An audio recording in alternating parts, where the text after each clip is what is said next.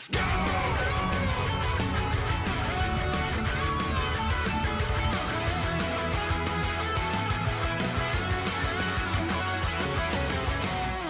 Why do I enjoy so much super aggressive fighting games? I don't think I necessarily do. My favorite fighting games are the ones that have crazy defensive mechanics. Third Strike is an insanely defensive game. The biggest part of Third Strike, the most interesting part of Third Strike is its defensive mechanics. Also in Marvel vs. Capcom, is that a crazy offensive game? No, landing the hit can lead to death combos, but dude, 90% of neutral is defensive mechanics, and you just utilizing movement to get out of the way. Killer Instinct is not that offensive of a game either. It has crazy defensive mechanics all over the place. I think it's the fact that all the modern fighting games are just so tuned for insane offense instead of having like really thought out defensive mechanics. And to be honest, like even Street Fighter V doesn't have the most thought out defensive mechanics. They're mostly pretty ham. It feels like they want just to lean into everything is cool about combos instead of finding counters to shit. I don't think it's a thing that I just like the offensive or defensive games. I think there's just very few games that are not offensive nowadays. The balance of defense being too powerful and offense being too powerful has not been found yet. You know, it's tough, dude. Mortal Kombat X is a crazy offensive game, don't get me wrong, but it also has crazy, dumb, powerful defensive shit. Armored reversals are nuts that just get you out of things. Like, they're f***ing crazy. It feels like they're trying to do what Virtua Fighter was doing, but Virtua Fighter has a really specific balance of offense and defense, where Virtua Fighter greatly benefits the attacker. If you're not attacking in Virtua Fighter, you're playing the game wrong. Does that make the game crazy offensive? It actually doesn't. Like, that's what's nuts, because so much of the offense in VF has direct counters, like designed counters, not like, oh, can I do this? And maybe it'll work if I step to the left, if I step to the right. No, in VF, if you make the step, it works. Bam, you made the read, go. So they really thought out the defensive mechanics in this game. Characters get like 17 different types of parries and shit. It's like, whoa. It's not that I only like offensive games. I think if you play a defensive character in this game, I don't feel the game design behind that. Why do you think I play Lars? Dude, he feels like he's playing Tekken 8 more than any character in the game. He feels like he's playing the game by its design, engaging with the developer intended way of the game to operate. Yeah, I can see why this should change because I'm playing the game this way. I completely get it. Lars is about entering stance and engaging 50-50 mix. 100%. That's his game plan. And if I'm not doing that, it's bad. My character is significantly worse if I'm not doing that shit. It's funny. It's like the further you get into the game, you realize that there's answers for that stuff, for sure. Which is why the top-tiered Lars players don't enter stance mix against people, dude. People that are actually good with this character fighting other people that are good at the high ranks don't do that. They mostly play small Tekken against each other. To be completely honest, I played Ken in Street Fighter 6 because I felt like he was playing Street Fighter 6 the best. Was he the best in the game at the time? Yeah, because he felt like he was utilizing all the game mechanics in a way that no other character was, or most of the characters weren't able to do as well. And it's like, yeah, this character feels like he's designed for the game mechanics. You know what I mean? I like playing games the way the developers are intending it to be played, because it puts me in the mind of like what they want, what they're kind of looking for. And yeah, like very powerful 50-50 stance pressure means that you can't just sit on back all the time. I feel like Lars got a lot better and he's a bit more in tune with what makes a Tekken 8 Season 2 character really good. But at the same time, it's like, I don't know where they're going with this. I don't know how good he's going to be in the future. I don't know. Granted, I played Rock in Fatal Fury, and he definitely was playing Fatal Fury, bro. But then I played Ken, and that character is not playing Fatal Fury. Ken is way closer to a Third Strike iteration of Ken than he's actually playing Fatal Fury. I think it is cooler to land a sick-ass defensive situation of, like, turning something that is really powerful that the opponent does or an enemy does in a game against them. I love that shit, dude. This guy did this insanely powerful attack, and then you f***ing parried it or countered it, or transitioned that momentum into beating the shit out of it. Like, oh my God, this is amazing. I realized it in Devil May Cry 4 when you play through DMC4 and you just mash on everything. And then someone showed me a video of Nero fighting this one boss that has this crazy ass javelin attack that's really hard to dodge. And Nero can grab the javelin halfway through its animation and throw it back at his ass, and he gets impaled. And I'm like, what the f?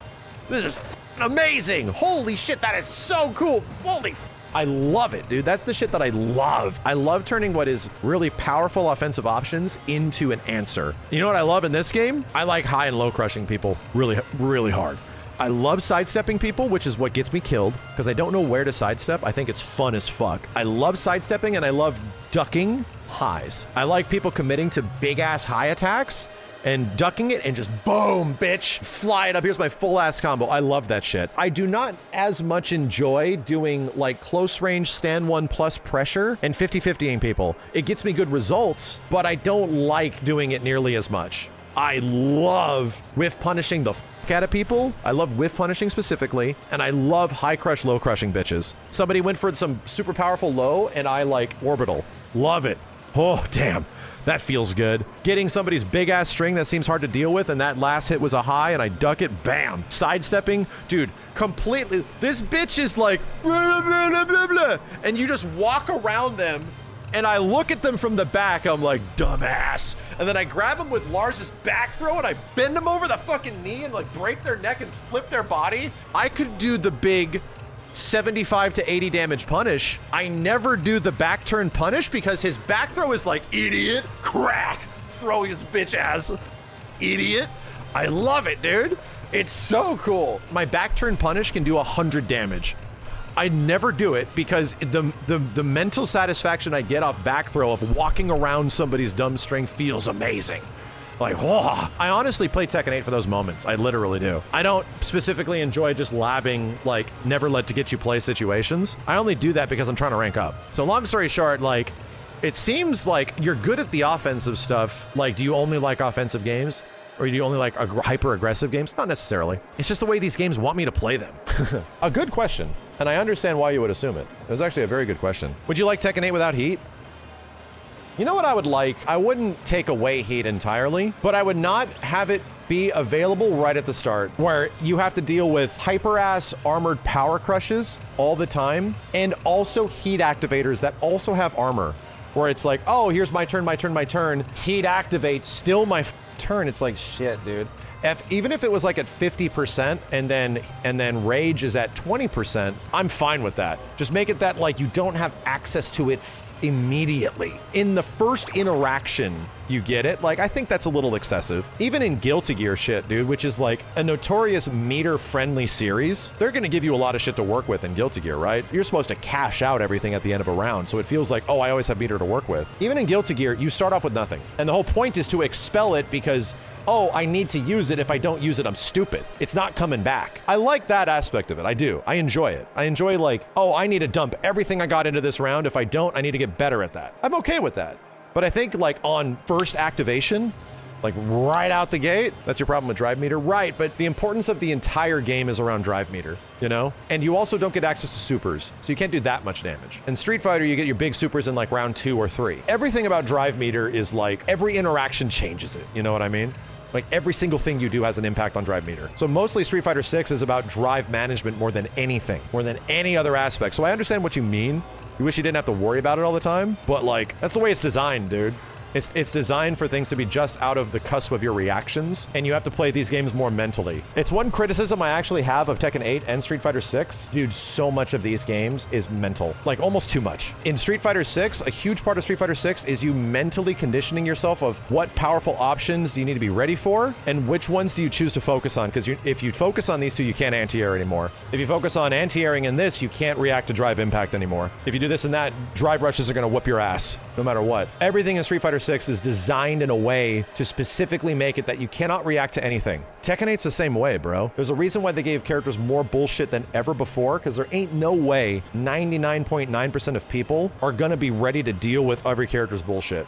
They're just not. It's designed in a way to like, you're gonna get opened up by some crazy horse shit, and we're gonna give characters the most f***ed up situations to put you in, because you're gonna get opened up. You have to be mentally prepared of what you're gonna be committing to. You have to be like, all right, so I'm gonna be fishing for this in this fight. Can't do that all the time. You cannot focus on one thing or another. You have to like prepare yourself to be in this mental state. And the only reason it focuses so much on mental state is because there's no execution. There's barely any other, you don't have to focus any of your brain power on execution, dude. For most characters, combos in Street Fighter 6 and Tekken 8 are easy. So it's all about coming to that decision. And what decision did you make? It's like, okay, at least Street Fighter has perfect parry, but I wish like the defensive stuff was kind of harder to do. And here we come around. This is why Fatal Fury is really fun to me, because the defensive shit in Fatal Fury that's really powerful is hard as shit to do. Combos aren't necessarily hard in FF, but like just defend canceling shit off of like a jump in, it's mad cool. The problem is like some characters work around that system and they don't need to f with it at all, which really sucks. But execution and defensive execution in like Fatal Fury is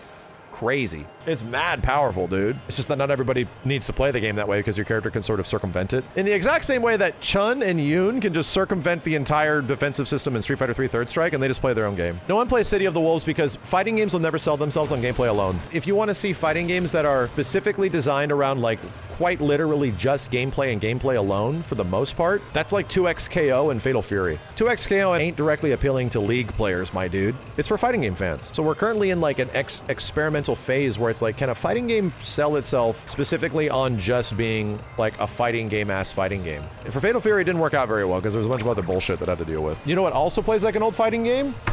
Avatar. Goddamn Avatar, because the defensive mechanics in Avatar are fucking amazing. I love the high and low crush system in Avatar. I love it, man. I think it's sick. I have this character flying in and she weaves underneath this bitch ass's big attack. It's full mid, high, and vulnerable. Swoosh, bam, like fuck you. And those interactions happen constantly. Like, that's so sick, dude. Yeah, Avatar solves the question, what if DNF Duel was good?